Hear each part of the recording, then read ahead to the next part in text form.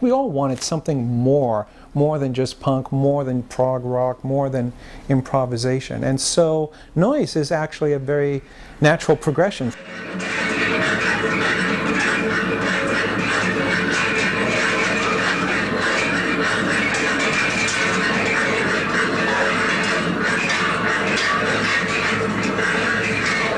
When we first started doing this, there weren't really that many groups that played what we played. I'm not sure that there are that many that play what we play now, but this whole idea of this noisy concept of music, especially one that eschews a normal rhythm or melody or most musical reference points, there was a tendency for audiences to be somewhat hostile.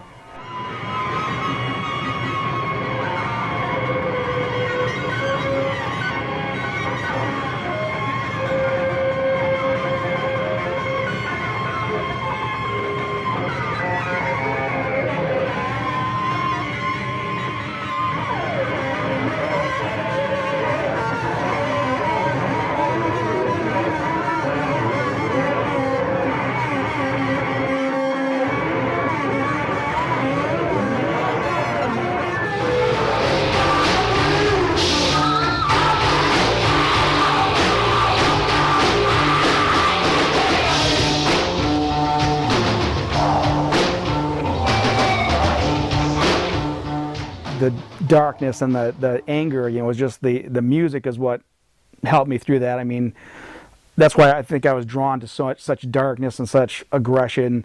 I think it was exercising these feelings that I didn't do anything with. They were just there. I just crammed them down, and now I was just, you know, I had this you know, dark energy that you know, needed to come out, and I think it came out in the early music.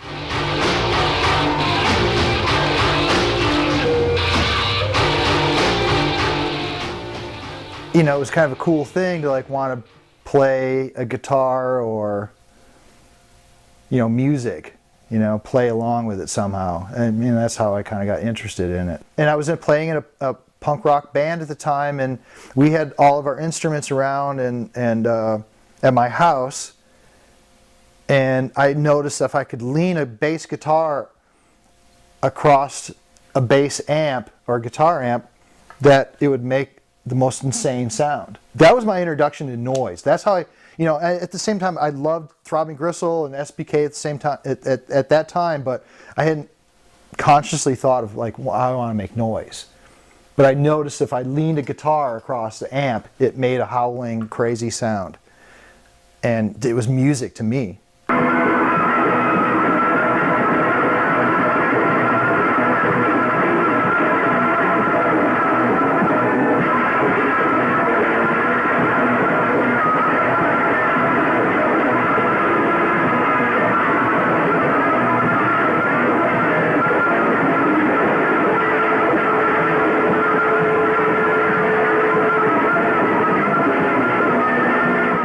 I saw Fred Frith, it was in like '79. He played at the Andor Gallery, I think, here in Seattle.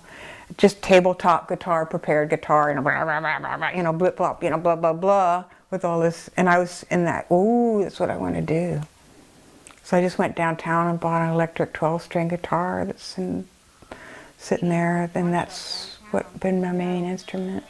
And I have open tunings. And I just weave things in and out and play with mallets and prepared. It's all prepared guitar. I'm very much a purist. I do not run it through any boxes. It's all physics. It's all physics of the strings that comes out.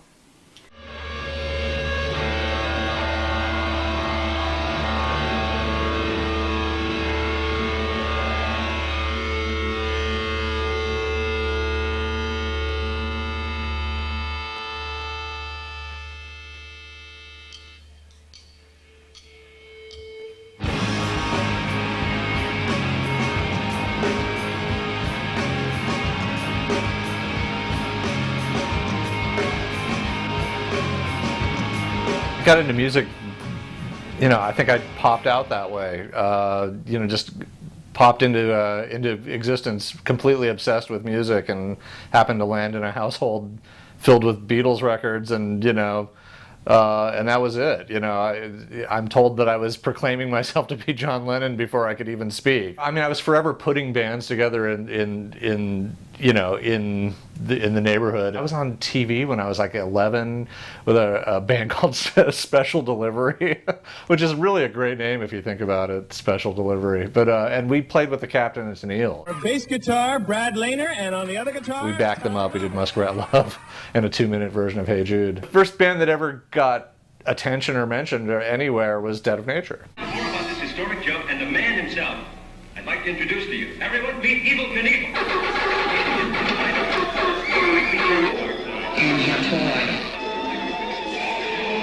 Which was my preteen, teenage noise punk band / industrial, fun industrial band. We took the energy of punk rock. I had all our battered toy synthesizers instead of guitars, generally.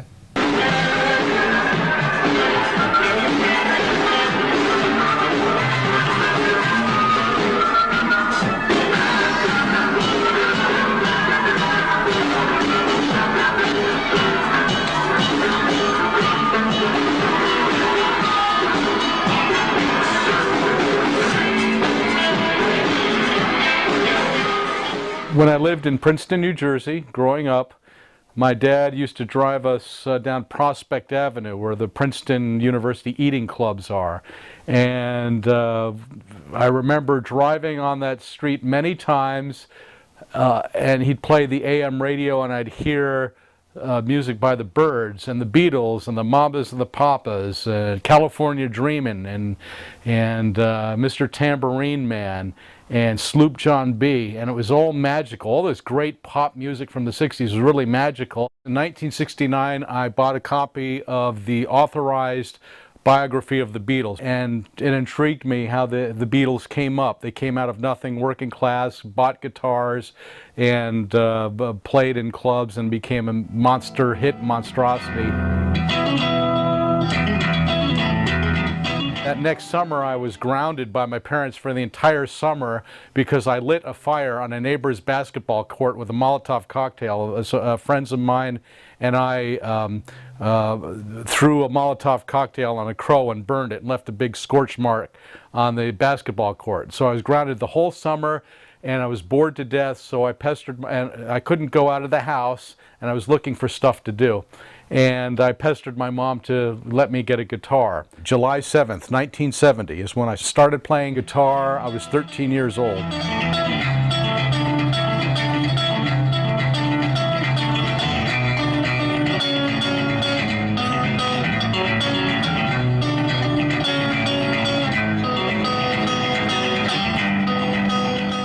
I started piano when I was 3 years old. My dad was amateur concert pianist and lawyer by day, pianist by night. So he would come home and bang on the piano playing Rachmaninoff and various things. So I wanted to play piano, and so he gave me a few lessons, and then I started official lessons at 5. And my house was always filled with music. My brothers played various instruments in band, and I was assigned the clarinet at age 9 after a test, and took clarinet lessons, and both piano and clarinet all through my high school, and was first chair and all that stuff, and went to New York State competitions, and was on the classical route. But at home I listened to a lot of rock and roll and soul. So I had all this classical, but all this soul and rock and roll as I was growing up that I loved.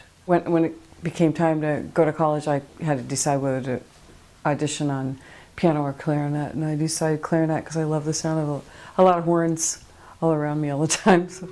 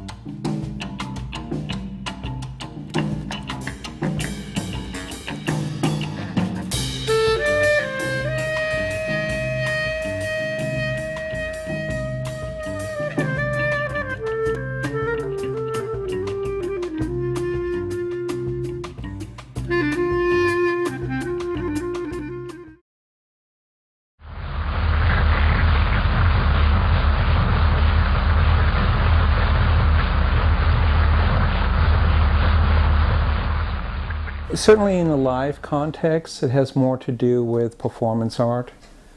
And otherwise, I think of it as noise. I guess noise would be the hybrid between the music and the performance art and the philosophy and everything else all thrown into a bucket.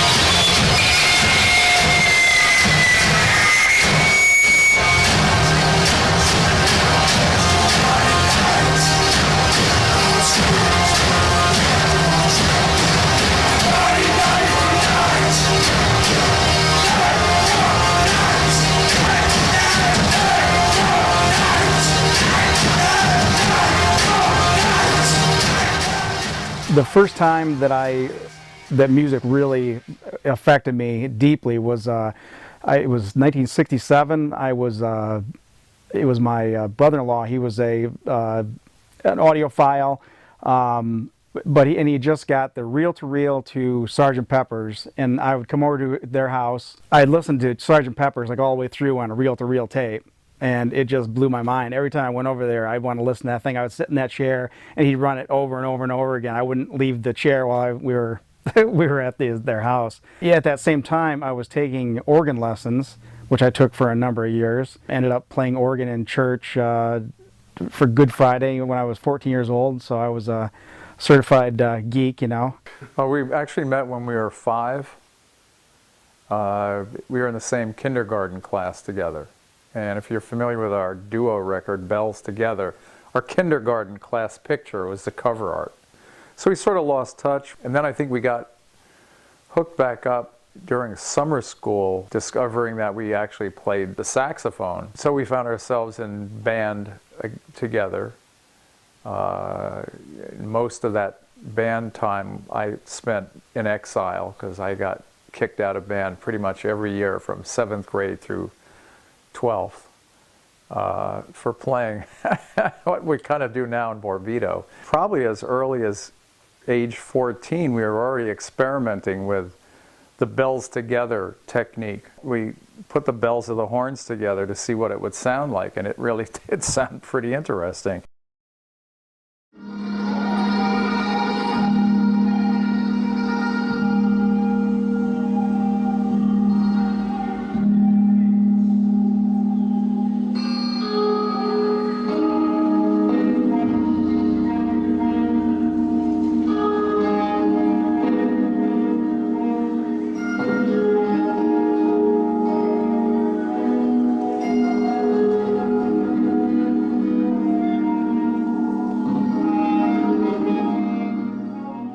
Well, my musical influences was really this guy that I grew up with, and I was in middle school and he was in high school, and he was really into weird music, and so he's kind of turned me on to like Soft Machine and Robert Wyatt and Faust and Tangerine Dream and Roxy Music, Brian Eno and Gentle Giant, Peter Hamill, and Vandergraaf Jenner, and like these are the people I listened to in the 70s, so that's when my music thing really began. Well, what if I, you know, took this tape recorder and like put it on a string and put it down in the pump house, because we had a well. You know, we lived in rural Michigan. You know, it was like we had a pump house. Our water came from a well, and the pump house made this crazy sound, and you could hear it. It was like this cycle, and it's on it's on the Screw Machine tapes. That's how I started Screw Machine, because I was doing that, and I was working at a place. It was a Screw Machine factory.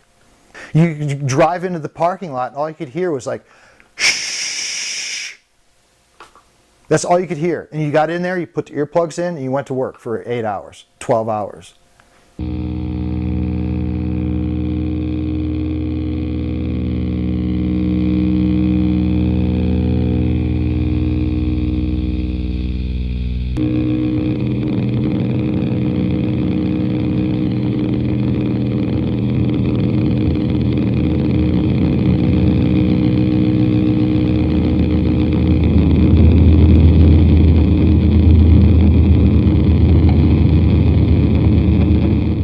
early professional wrestlers like Gorgeous George were able to transcend the boundaries of what constituted the stage area.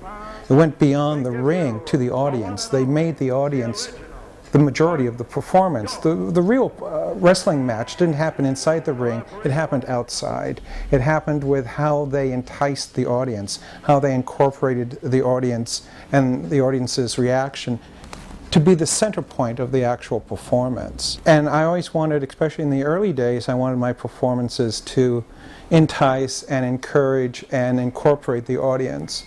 More so than whatever was actually on the stage. I found what was happening in the audience to be the real performance a lot of the time.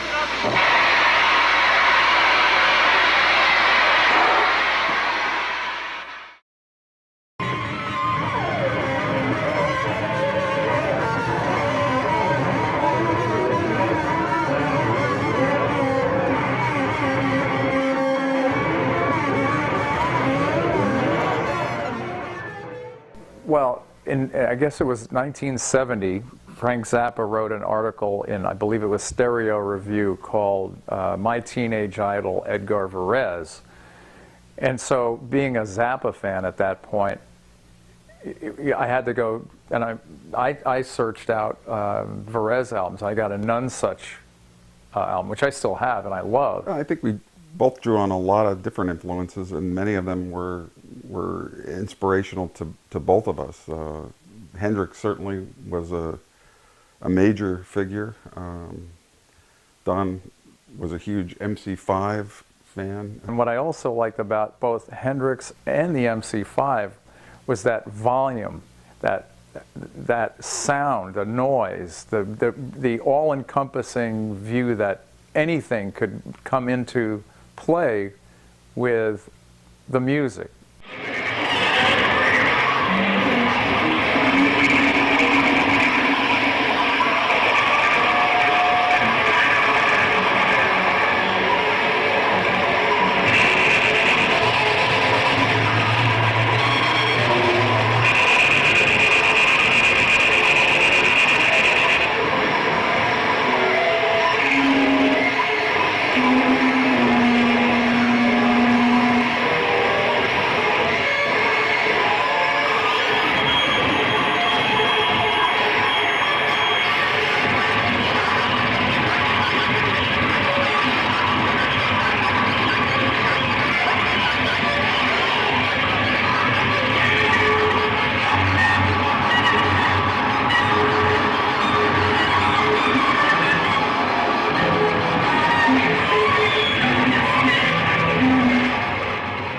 We couldn't figure out a name. Every time we'd play out, we'd play out with a different name. We'd just make up a name for the group, for the gig. We were with a three-humped lowercase m with an umlaut for a couple of weeks.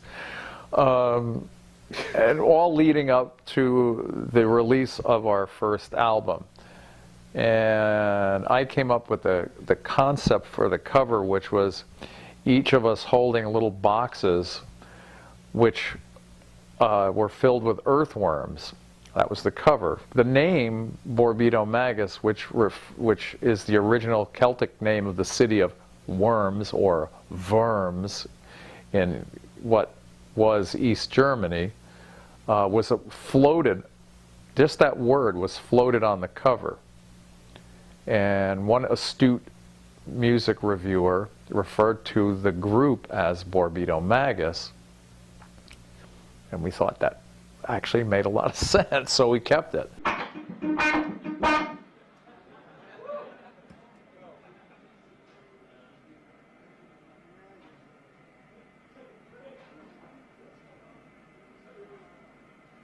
Good night. You've been a great audience, Austin.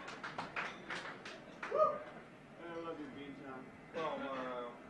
me introduce, while we have time, this is Don Dietrich on saxophone, Thomas Miller, my name's Jim Slaughter. We are very appreciative that Inspiration. Thank you. Thank you, sir. just give us a minute to finish this.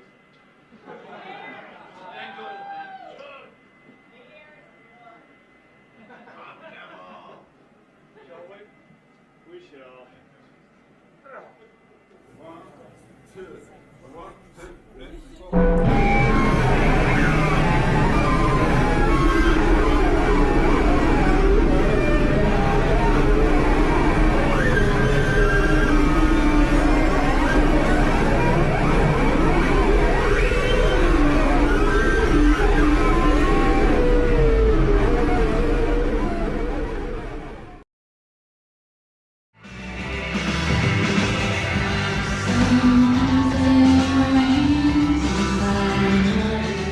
My mainstream showbiz claim to fame, also known as "See, Dad, I Can Make Money at Music." Medicine was actually in that film. We were like playing in the evil villain's bar, and we're on the soundtrack, the platinum selling soundtrack. So showbiz. How did that come about? Well, we were a hot young band, and I think that they wanted to have the band Curve, and they couldn't get them, so they picked the next best female-fronted shoegaze band that they could find. We did some shows with Jesus and Mary Chain and Spiritualized, and they came to see it, and they said, "You'll do," and we went, "Okay." I think I realized really early on that no matter what I do, no matter what my intention is, it's going to sound like me. So if I want to do something that I think is all slick and sold out, no, it's going to sound weird and like me only. So it's just, I wouldn't put a name on it or what the style is, and I'm not a fan of genres. I always say genres are for, genre descriptions are for squares.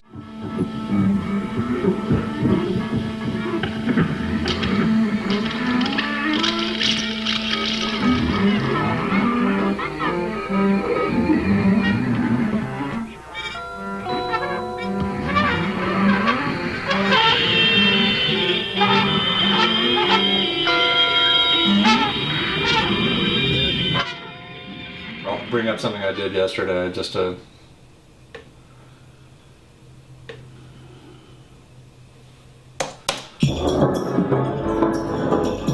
this is just a rhythm track that came together from, it's actually based on a Jan and Dean sample like this. It's like the opening moments of I guess Jan and Dean made a psychedelic album that was never released, and then somebody put a snippet of it on, and I heard this intro, and I was like, I must steal. So I started with that and just started adding things onto it.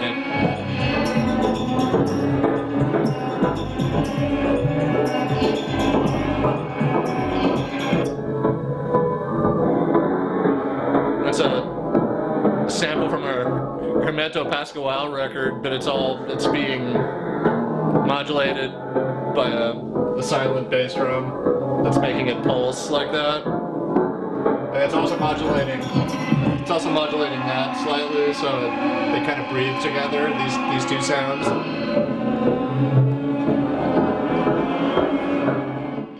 In some ways, Medicine is, I consider it an art rock band, but it's also a chance for me to be a guitar hero. I also grew up worshiping Jimmy Page and Pete Townsend and guys like that. So there's an element of that to Medicine where it's, it's very much like, the drummer is very much a hard-hitting, Bonham-like drummer. So even though we're sort of like this postmodern artistic band, it's very, sort of crash, boom, bang, rock.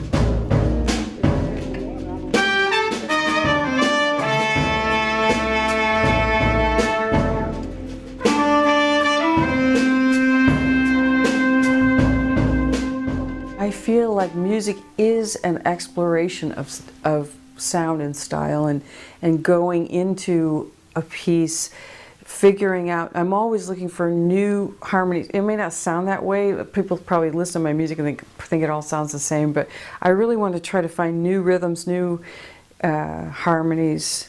I'm always trying to get away from what is comfortable for myself. I don't feel like I'm settled in my style at all.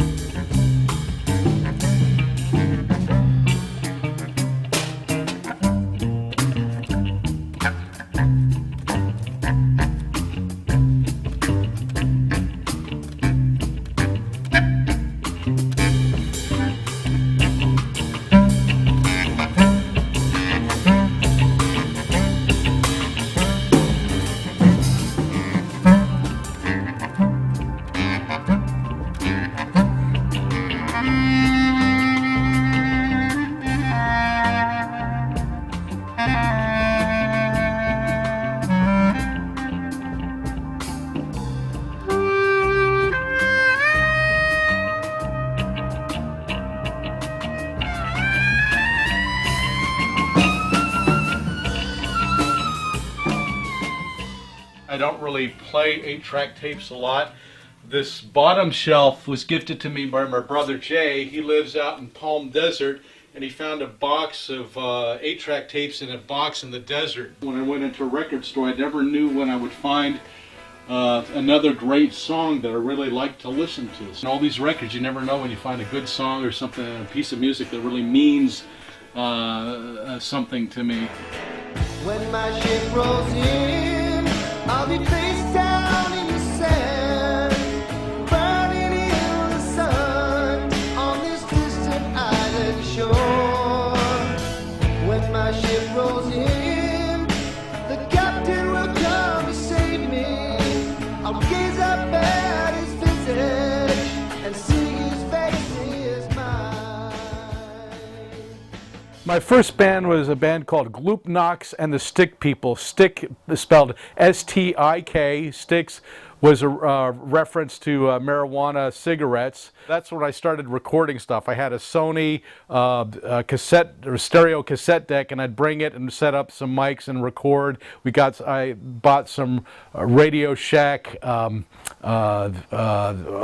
mic mixers and learned to mix a little bit, but it was extremely primitive. The cassettes were exciting, and I was amazed that I could actually make recordings of my band and have it on a little, transportable medium like that. I could carry it in my shirt pocket. What also amazed me about cassettes and recording is I could make duplicate copies of everything, make a cassette copy of a cassette copy, make duplicate copies, so become, in a sense, my own music publisher, and then give out copies whatever I made. That made me feel like God or king of the world, that I could make copies of this creative stuff and then give copies out. And then when I give copies out, some people would like it, some people would hate it, some people would just ignore it. But the idea that people had to actually interact and listen to things that I made made me feel as that I owned a chunk of their brain. Hi, I'd like to make reservations for tonight at the Empire Motel. Yes? How much does a double room cost? How many persons? Well, 2. We might have 3. 1 bed or 2? Well, 1 bed, obviously. 1 bed? Yeah. For 2 persons? Yeah, and possibly 3 people. Is that feasible to have 3 people in 1 bed? No, the bed. Oh, that's a shame. Okay, how about 2 beds for 3 people then? That'll be $38. Okay, that's a good deal. Also, in the ad here on the yellow pages, it said that you have adult movies. Yeah. Could you describe to me what they're a table or what? Yeah.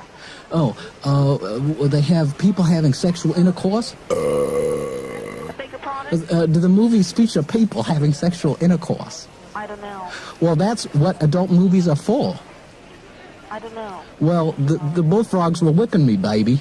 I couldn't get it on with the babies in the Felsagat unit. I started making prank phone calls because I was fascinated with tape recorders, and I had a Sony stereo, nice Sony stereo cassette player, and I'd dub recordings, from turntables and records. But I was fascinated with all the potentialities of using it to record my band. And I had a friend up in Massachusetts who would start sending me talking letters, and then I would erase his talking letter and send it back to him. And we found out that at Radio Shack, you could get these little suction cups that would connect onto the telephone and then plug into the tape recorder, and you could record phone conversations. And of course, we were teenage boys, and at the time, the teenage boys are the sort of people that do prank phone calls, and now we could record them.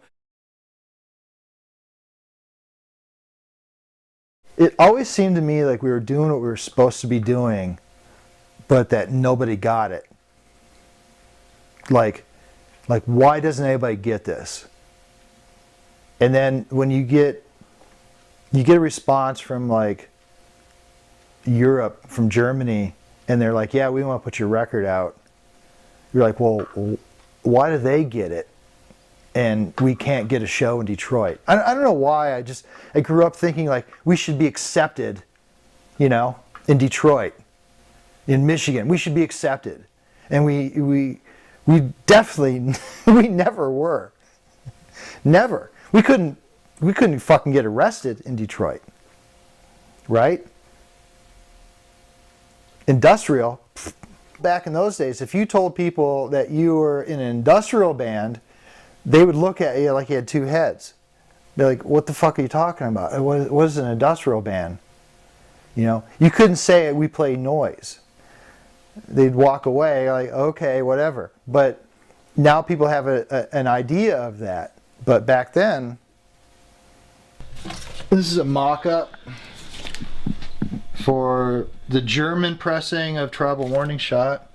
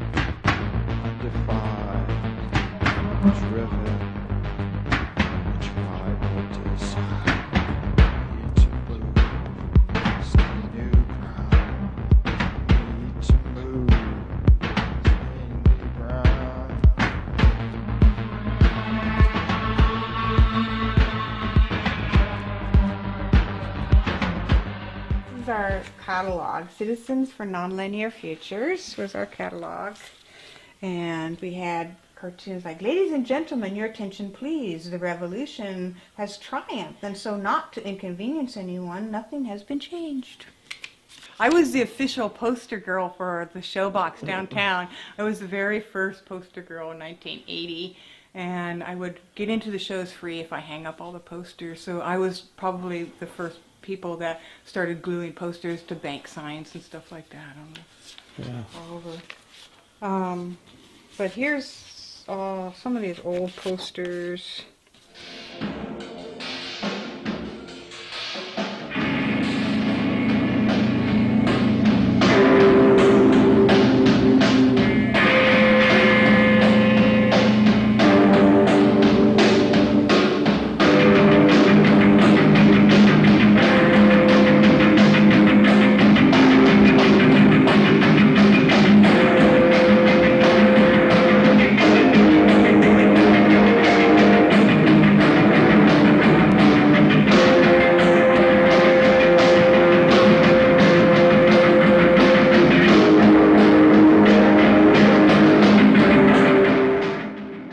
The improvisation more than anything else that gelled with everything else that we were trying to figure out about life at that time. Improvisation was for us sort of a real life way or process of exercising anarchy, freedom, you know, self-reliance, trust in the folks that you're playing with, trust in the audience, because it's really, you know, that the improvisation of music, that's a big part of what happens. And so for us, that was a process of anarchy. The unbearable grief, I run away inside.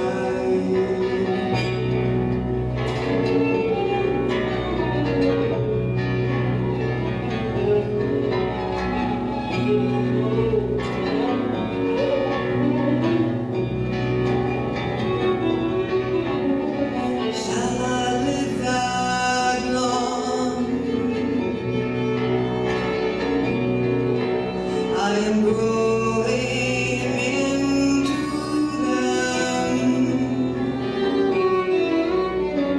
Always hold my hands.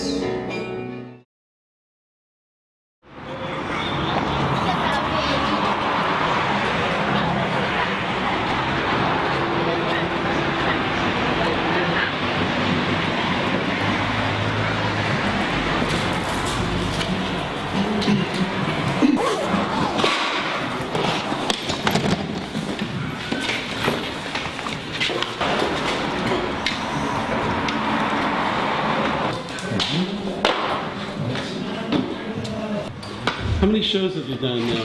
What is this, 2,000? It's actually number 410. But who's counting?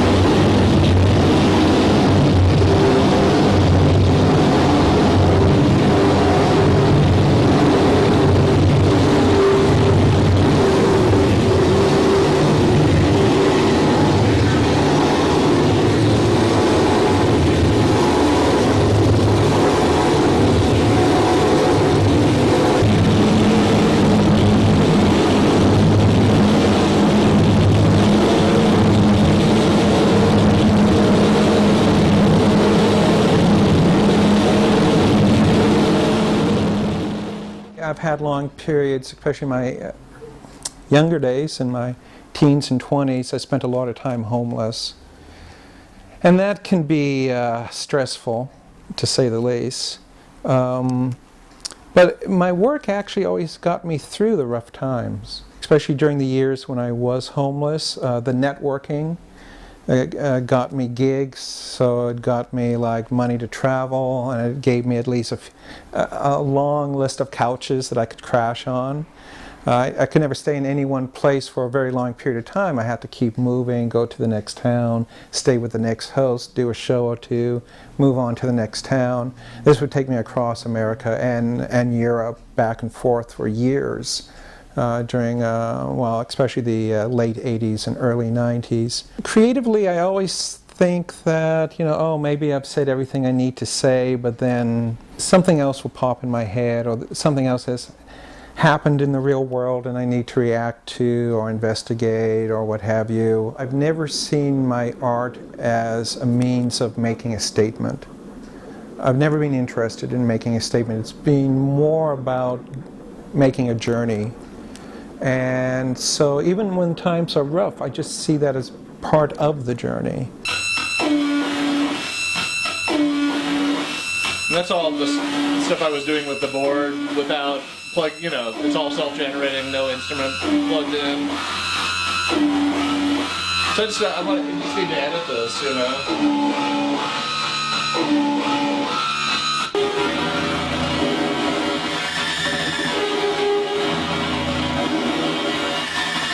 So I like that because it's repeating, but it's unstable.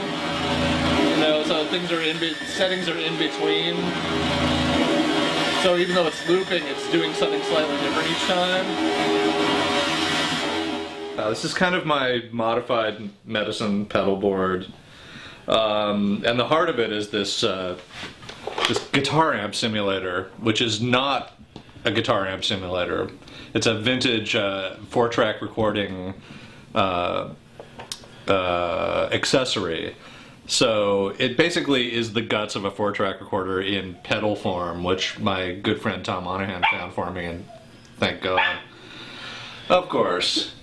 I think it's actually good for underground music that virtually nothing you find on a major label now is any good. And you know, I came through the 90s and was on major labels myself, and it was very blurred at that time. I mean, lots of experimental music was on major labels at the time. The stuff I got away with on Warner Brothers, it's unthinkable now, you know? So I actually think it's good that, you know, you really can say right now that there's absolutely nothing good on major labels. I know absolutely that, you know, my work has affected some people. It's beyond some masturbatory gesture.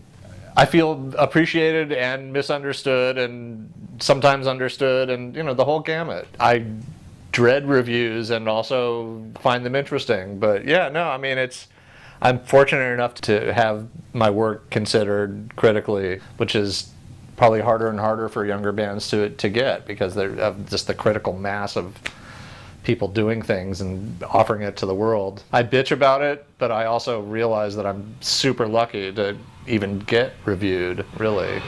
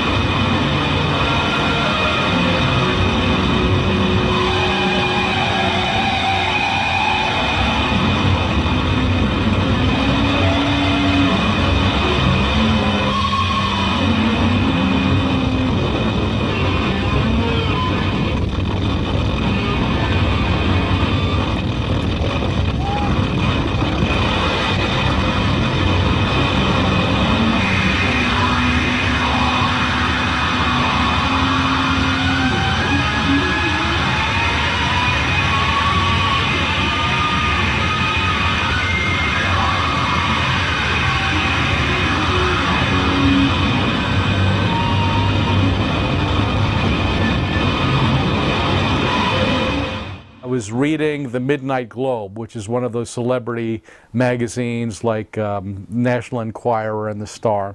And in the back pages of the Midnight Globe, there was an ad under the music subheading in the classified ads saying, send your lyrics to Nashville, win $20,000 or earn $20,000 worth of royalties.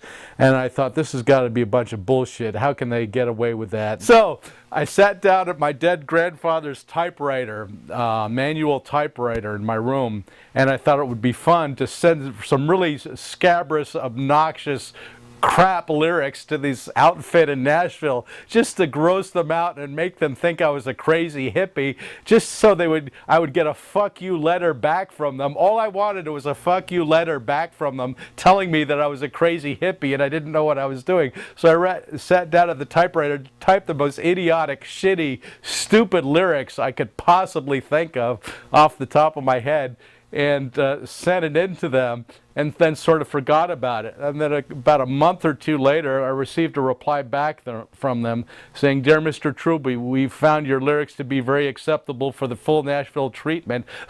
Please remit $79.95 for the full Nashville production. So I sent them a check for $79.95, and they sent me back a little acetate, one-sided acetate of the poem called Peace and Love.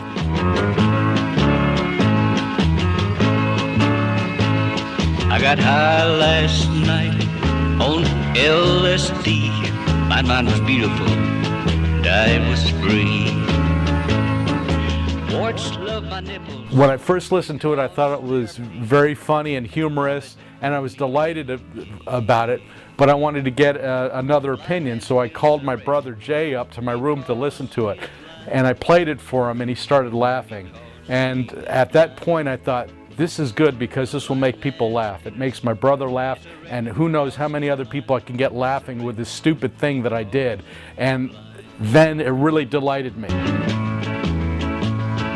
Let's make love under the stars and watch for UFOs. If little baby Martians come out of the UFOs, give up to yeah, yeah, yeah. The zebra spilled his plastinum on Venus, and the gelatin fingers oozed electric marbles. Ramona's titties died in hell, and the Nazis want to kill everyone. A blind man's penis is a wreck because he's blind. A blind man's penis is a wreck because he's blind. It's a wreck because he's blind. It's a wreck because he's blind. I definitely don't like just using the word, the term noise with what I do. Still kind of define myself more like as an industrial artist. I mean, I still have to have some kind of structure to my sound. To me, old school industrial has structure. I can hear structure, whether anybody else can or not. The Witches of Malibu started out as a joke that was going to just be like a joke band, a fake joke band. And for some reason I thought of Witches of Malibu, and I thought of these like floating hats. This is part of the Witches of Malibu kind of current setup. This little suitcase, there's other stuff. That's a digital delay, but it's a sampler too. You can sample things with it. This is a delay system, and then these are just like mini synthesizers.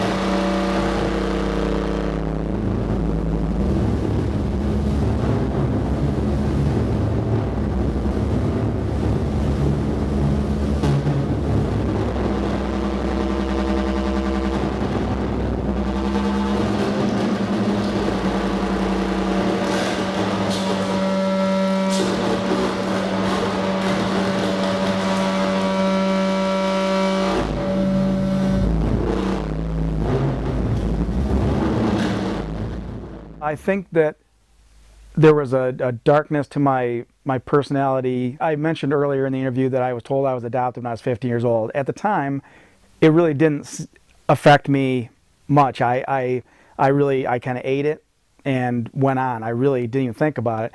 When I would tell my friends in high school, I think I told one of them when I was like 17 years old, but he's asking about my nationality or something.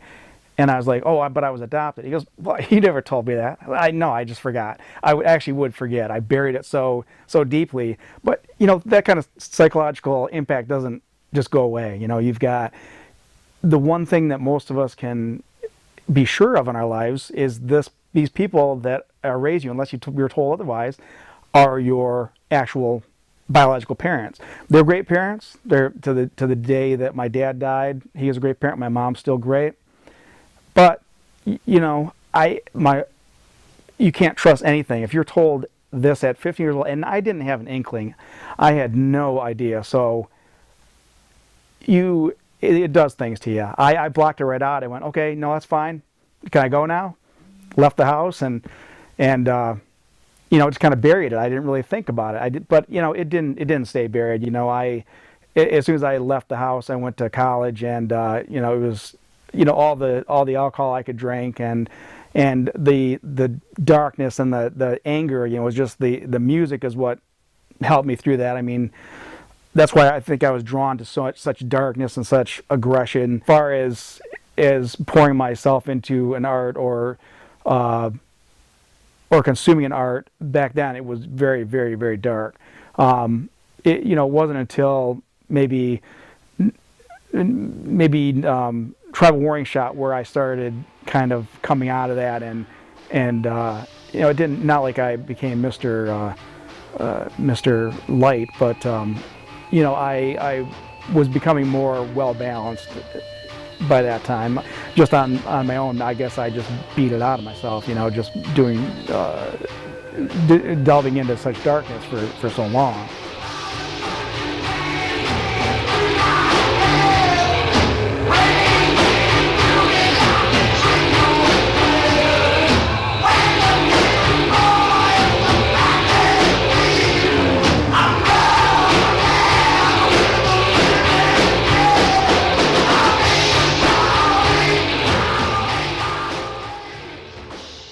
Existential stuff or metaphysics and stuff like, well, this is the stuff that we talked about, I mean, in depth in all of our lyrics and stuff, like with the past, the future, the moment, this time and dimension. So we were like really wondering about time and dimension and anatomy and consciousness, and where does consciousness come from, and evolution and entropy was always like a really big thing.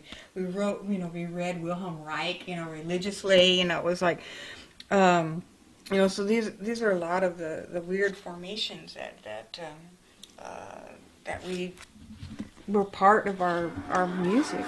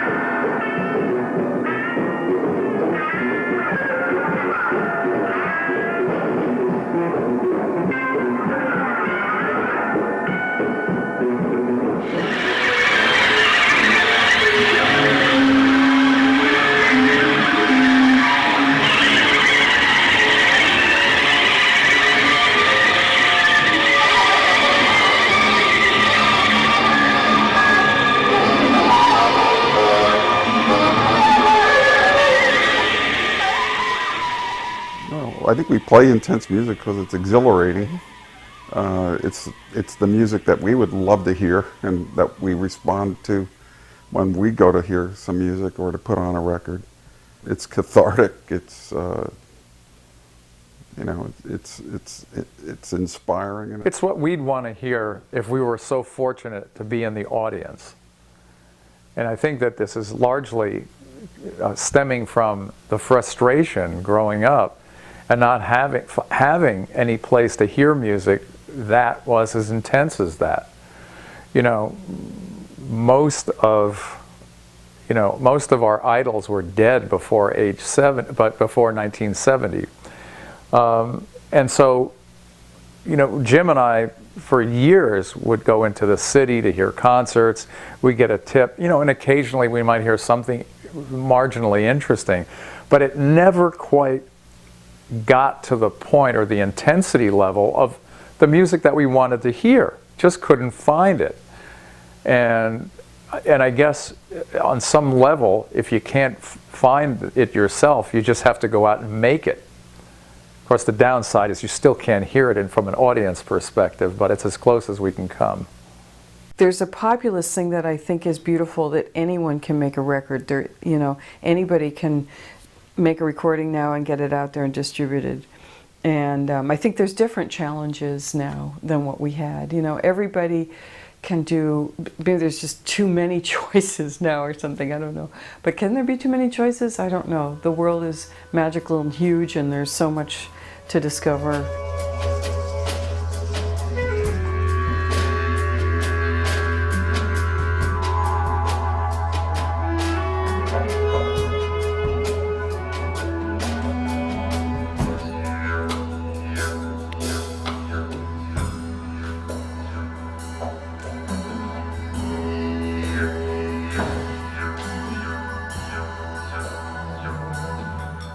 I love to collaborate.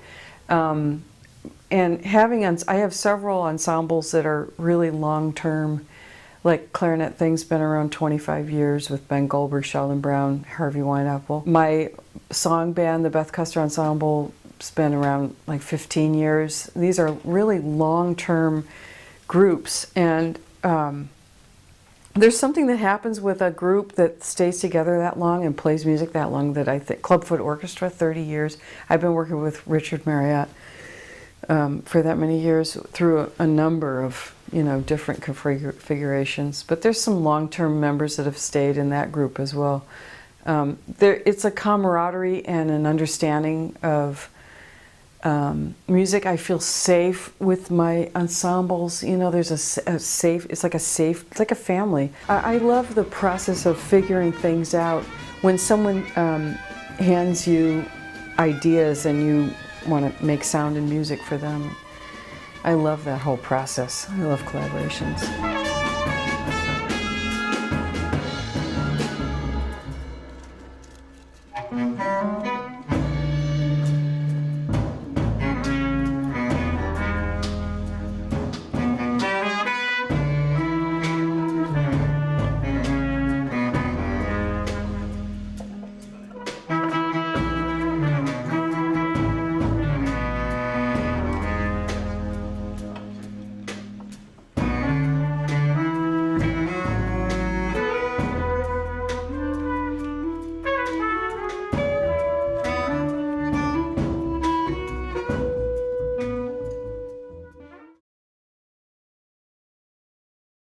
It's a natural thing. It's not forced. It's just like, it's sound that comes out, and sometimes it means it's just like it's a natural thing through jamming or just recording naturally. Other times it's organic in that sometimes you're using sounds, found sounds. Like, it sounds really cool if I stick my microphone into that box fan. I mean, I don't know. I have a problem with experimental when people get super serious about it. You know, they don't, you know, you're not really, you're just making noise. You know, you're making noise in some form of noise. You want to call it art? Okay. You want to call it experimental? Okay.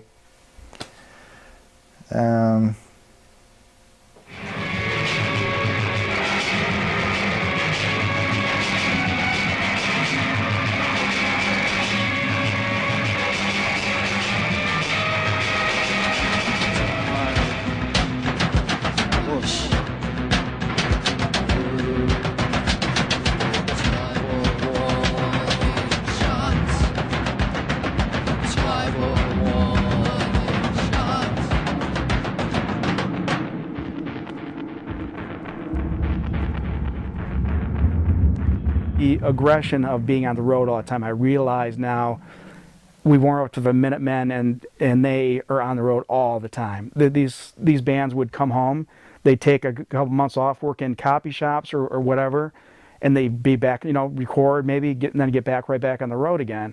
And it's not a lifestyle I wanted to be involved in. I knew that to to be true to Scott and Clay, that's what we'd have to do. So I just kind of let it fall off. It just kind of decayed. What I found early on and throughout my whole musical career was I never intended or never even dreamed of making money off of my music. In fact, if I did, it would corrupt it. And I always felt that, and I still feel that.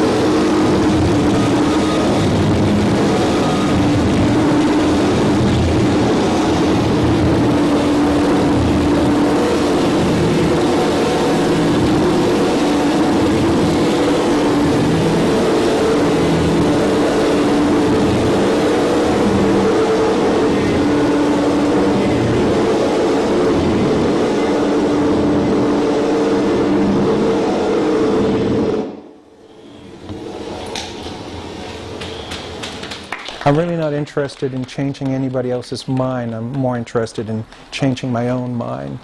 And I think in, like, you know, the last 35 years that I've been doing this, yeah, I found peace of mind, and through the hardships and through the victories. Overall, most of the time, I think I have peace of mind, and I think that's the most important thing. I want to give up every day, you know. It's a crazy way to try to live, you know. It's, you know, touring, you know, having a band is like having, you know, 3 dysfunctional relationships all at once. I mean, I gave it up for years. So I'm back in it again and questioning my sanity daily, you know. But it's sometimes you have to put yourself through that to get to the magic, I think. You know, and even if the magic isn't apparent to anybody else, you know. I just think, you know, just for the privilege of being able to call myself a musician, or, you know, working in the present moment. You just, I mean, I don't know. It's really tedious and boring and, you know, not that much fun, really, you know. But you get to make records and make art. I mean, what the hell else am I going to do, you know? You know, I'm not trained. I have no, like, skill beyond making my weird records. Sorry, am I fidgeting too much? It's okay. No, I have no skill. I have no marketable skill. You know, other than playing guitar and you know, knowing how to make records. You know, so that is what I shall do.